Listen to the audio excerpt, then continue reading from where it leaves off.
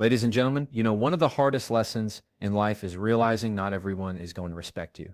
Some people will test your patience, cross your boundaries, and try to make you feel small. But here's the truth. The way you handle disrespect says more about you than it ever will about them. The first step, stay calm. When someone disrespects you, they're inviting you into their chaos. Don't RSVP. The moment you snap back, you hand them control.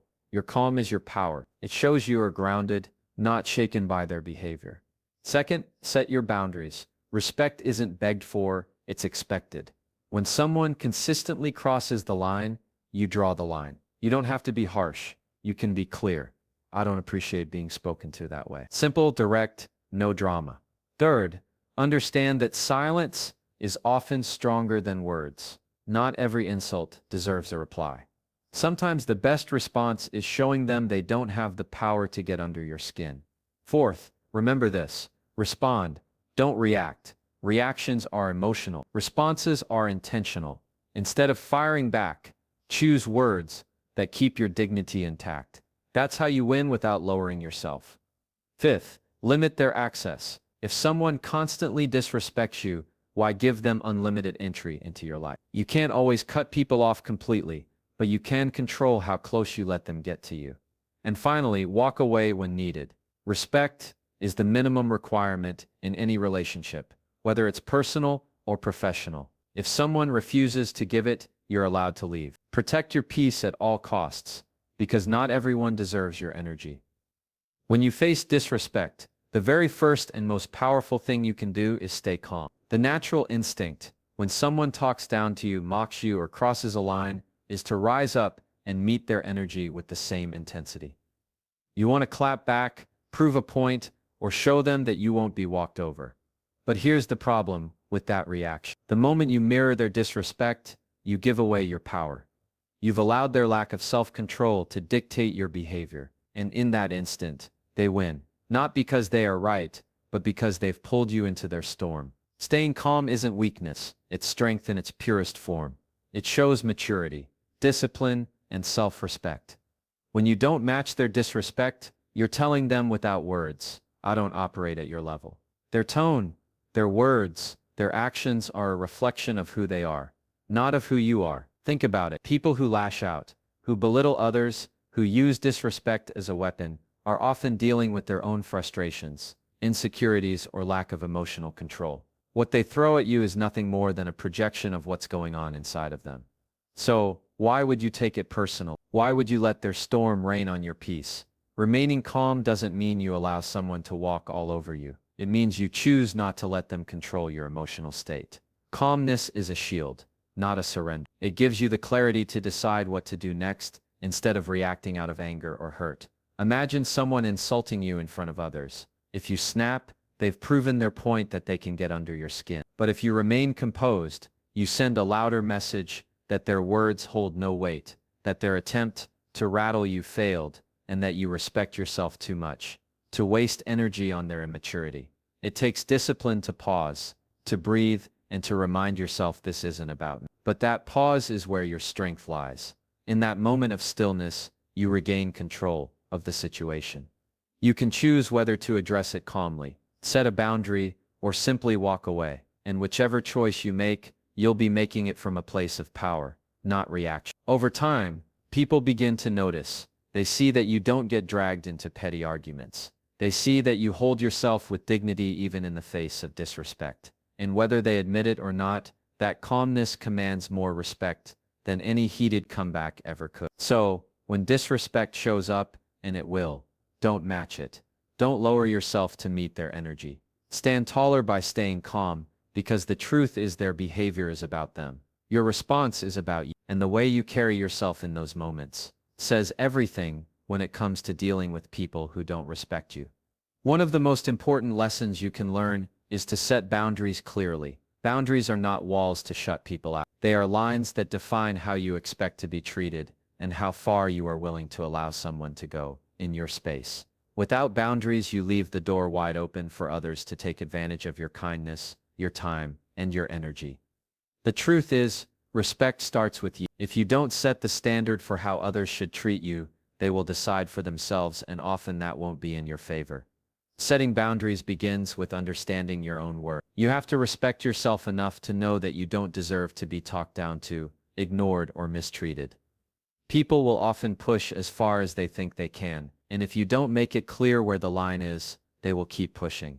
That's why clarity is so important. You can't just hope someone will figure it out on their own. You have to say it, show it, and follow through with it. For example, if someone constantly interrupts you or dismisses your opinions, you have every right to speak up and say, "I'd appreciate if you let me finish," before responding. It doesn't have to be aggressive, it just has to be firm, respectful, and direct. Many people are afraid of setting boundaries because they don't want to appear rude or cause conflict. But setting a boundary isn't about being unkind. It's about being honest. It's about valuing yourself enough to say, "This is what I will accept, and this is what I won't."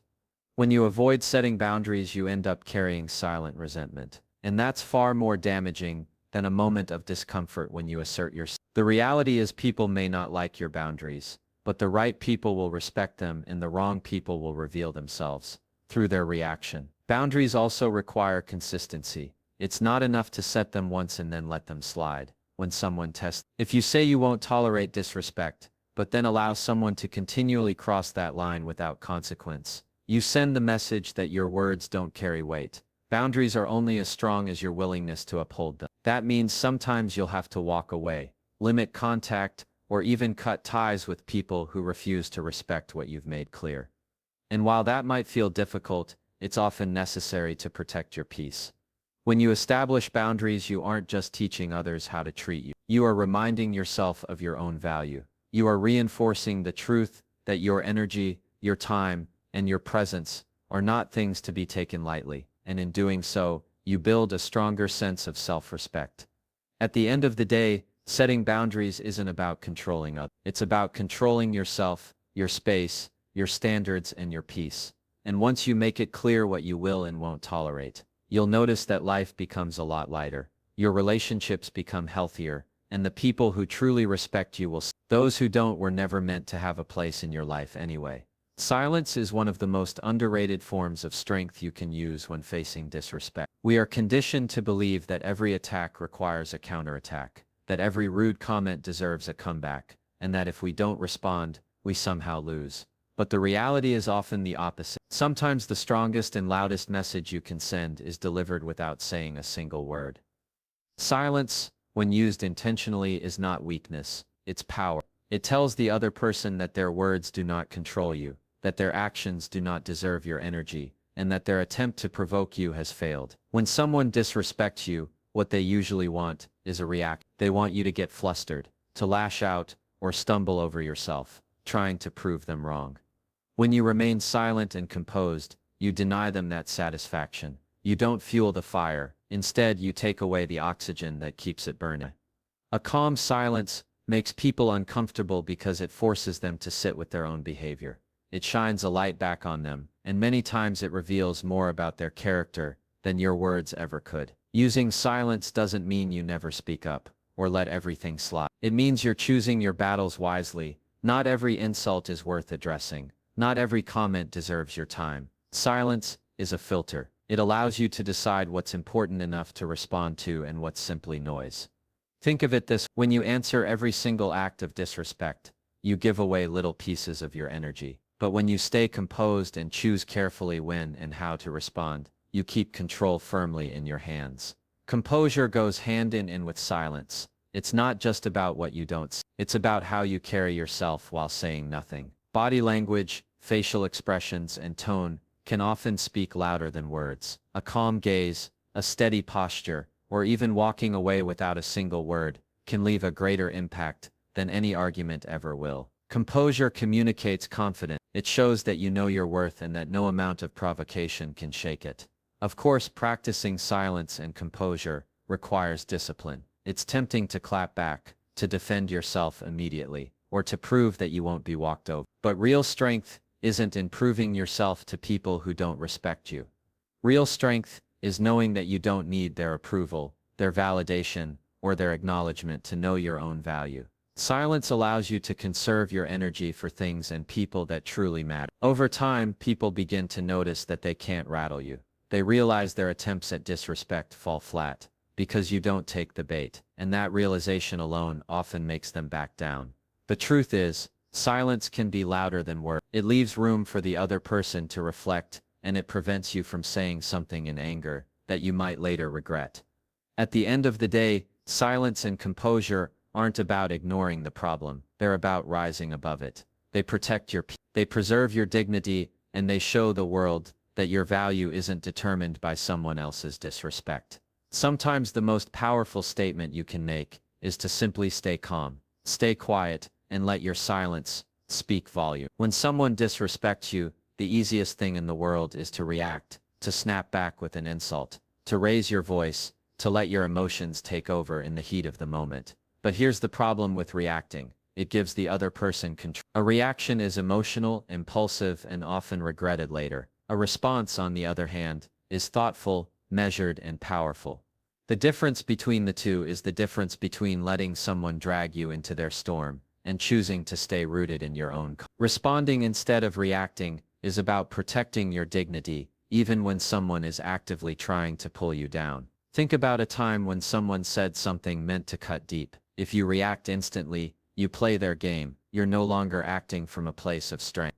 You're simply firing back because they hit a nerve. But if you take a breath, pause, and then respond with clarity, you change the entire dynamic. Instead of giving them what they want, your frustration, you give them something unexpected. Composure. That shift in energy is powerful because it shows that you're in control of yourself, and they are not. Responding doesn't mean being passive or pretending the disrespect never happened. It means addressing the situation in a way that doesn't cost you your peace. For example, if someone talks down to you, reacting might look like yelling or throwing the same insult back. Responding, however, could be calmly saying, "I don't appreciate being spoken to that way," and leaving it at that.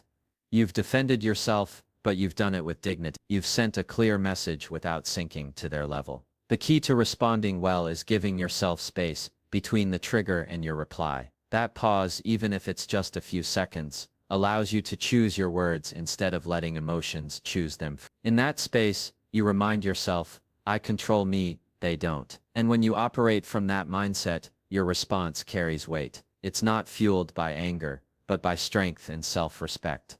Another important part of responding is knowing when words aren't even necessary. Sometimes the best response is action, like walking away or limiting your interactions with someone who continues to disrespect you. A response doesn't always have to be verbal. Sometimes it's in the choices you make that show you won't tolerate certain behavior. Silence, distance, and boundaries can all be forms of response. When used intentionally, people who try to provoke you are often looking for a scene. They want to see you lose control because it validates their behavior. When you refuse to react and instead respond with dignity, you take away their power. You show them that your peace isn't negotiable and your self-respect isn't for sale.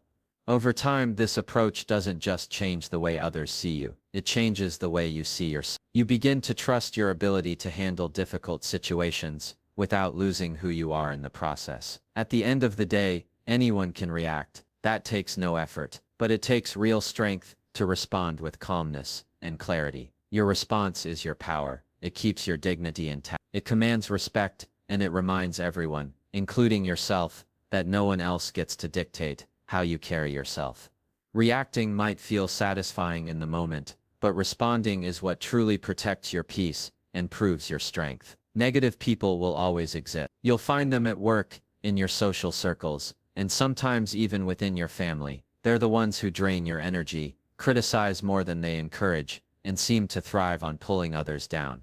The hard truth is you can't control them. You can't change their mindset or force them to treat you better. What you can control is how much space you allow them to take in your life. That decision, how much access you give them, makes all the difference in protecting your peace and maintaining your self-respect. Limiting access doesn't always mean cutting people off completely, although sometimes that may be necessary. More often it means creating distance in a way that reduces their influence over you. For example, if you know that certain friends only bring drama, you can choose to see them less often. If a coworker constantly stirs negativity, you can minimize unnecessary conversations with them. Even with family, where boundaries can feel the hardest to set, you can control the depth of the relationship. You may still attend gatherings, but you don't have to share your personal struggles or dreams with someone who only criticizes them. One of the most freeing realizations you can have is that not everyone deserves equal access to you. Your time,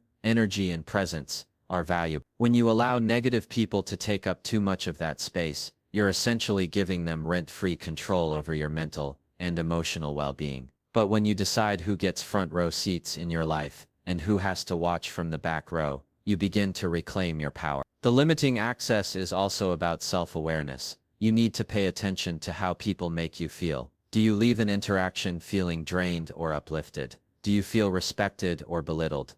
Your emotions are signals. They help you identify who is safe for your growth and who is not. Once you recognize the patterns, it becomes easier to adjust how much access you give. Some people may accuse you of being cold or distant when you start pulling back. But remember this: prioritizing your peace is not selfish, it's necessary. You cannot thrive if you are constantly surrounded by people who chip away at your confidence or your joy. Limiting access isn't about punishing them, it's about protecting you. It's about creating space in your life for healthier, more positive connections that help you grow instead of holding you back. There's also an empowering shift that happens when you reduce the space negative people occupy in your life. You stop seeking validation from those who refuse to give. You stop wasting time explaining yourself to people who never intended to understand you. And you start investing more energy into people who genuinely respect and value you. That shift not only improves your relationships, but also strengthens your sense of self-worth. At the end of the day, you can't control negative people. You can't rewrite their story or change the way they choose to act. But you can absolutely control how close you allow them to stand. You get to decide who drains your energy and who adds to. And when you make that choice wisely, you'll find more peace, more clarity, and more room for the kind of respect and positivity you truly deserve. Walking away is one of the hardest but most powerful actions you can take when dealing with people who don't respect. Human nature pushes us to prove ourselves, to fight back, to show we won't be defeated. But sometimes the real victory isn't in staying to battle. It's in recognizing that the fight itself isn't worth your time, your energy, or your peace. Walking away doesn't mean it doesn't mean you've lost. It means you're strong enough to choose yourself over someone else's chaos. There are moments when words won't change anything. No explanation, no defense, no clever comeback will convince a person to treat you better. And in those moments, the healthiest thing you can do is remove yourself from the situation. Walking away communicates something that arguments never could. It says, I value myself too much to stay here. It draws a clear line that disrespect will not be tolerated, and it shows that you will not shrink yourself just to make someone else comfortable. Protecting your peace should always be your priority. Peace is what keeps you steady, grounded, and focused. When you constantly give energy to people who drain you, you rob yourself of that balance. Walking away is a way of reclaiming it. It doesn't mean you hate the other person, and it doesn't mean you wish them harm. It simply means you are choosing to no longer invest in a space where you are not respected. That choice is not cruelty, it's self-care. Of course, walking away isn't always easy. It takes courage to step back from relationships, friendships, or environments where you once felt attacked. It takes strength to distance yourself from someone you hoped would change, but never did. It even takes discipline to walk away from an argument when your pride wants you to stay and win it. But in every one of those cases, walking away is a declaration of self-respect. It's you saying, I don't need this battle to prove my worth. Sometimes walking away is temporary. You may step back to give yourself space, to reset your mind, or to reevaluate how you want to handle the relation. Other times it's permanent, a final goodbye to someone who refuses to honor your boundaries. Either way, the act of leaving is a reminder that your energy is limited, and you have the right to spend it where it is valued. People may try to guilt you for walking away. They may say you're giving up, or that you're overreacting, but those words often come from people who benefited from your silence and your tolerance. The truth is, choosing peace is never weakness, it's wisdom. It's understanding that not everyone deserves a front row seat in your life, and not everyone deserves access to your energy. At the end of the day, walking away is not about losing someone else, it's about not losing yourself. It's the act of protecting your peace, valuing your dignity, and guarding your energy. Because when you walk away from what doesn't respect you, you make more room for what does, and that choice will always lead you toward a stronger, healthier, and more fulfilling life. At the end of the day, dealing with people who don't respect you is not about changing them. It's about protecting you. It's about choosing calm when they want chaos, setting boundaries so you're not walked over, using silence and composure as strength, responding instead of react, limiting how much space negative people get in your life, and walking away when your peace is on the line. Every one of those choices sends the same message. You know your worth and you will not settle for less than respect. Remember this, respect is not something you beg for. It's something you uphold by the way you carry yourself and the standards you set. And when you consistently choose dignity over drama, strength over reaction, and peace over conflict, you not only protect yourself, you inspire others to do the same. Thank you.